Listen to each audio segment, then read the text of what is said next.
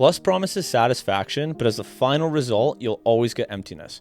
There are so many guys that constantly are messaging me saying, I fell to lust. Like, what do I do? God's never going to forgive me. Like, I got so much guilt, so much shame.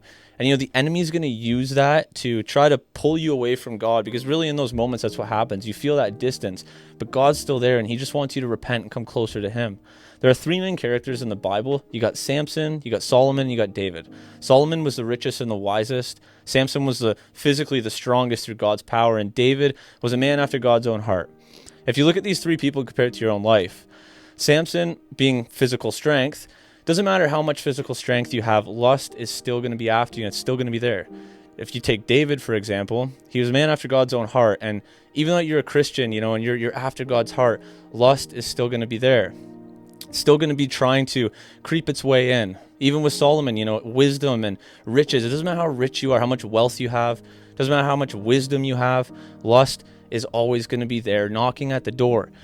But what we have to do and what we have to understand is that if we focus on Christ and we don't focus on the sin, we don't focus on that temptation, and we just look to him in those temptations, no temptation has overtaken you except what is common to man, but God is faithful, who will not allow you to be tempted beyond what you are able, but with the temptation will offer a means of escape that you may be able to bear it. That's 1 Corinthians 10:13. So God offers these means of escape. Now, there's this thing called sanctification process, and it's a really uncomfortable process to go through. Refinement, really. I'm going to paint the photo with this awesome protein bar. This is you and God, right? You guys are whole. It's kind of a weird thing. I'm just trying to paint an image. You guys are whole, right? But eventually what happens is sin breaks you, okay?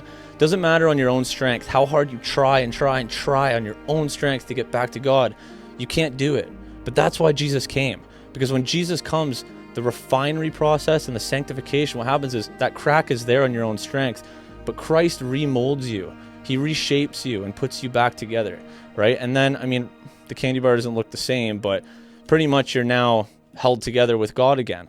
See, Christ is that mediator that draws man and God together, and if we focus on him, if you focus on sin or if you focus on Christ, whatever you give your most amount of focus on, you give it power. So if you keep focusing on that lust and keep focusing on that sin, you're going to give it power and it will rule your life.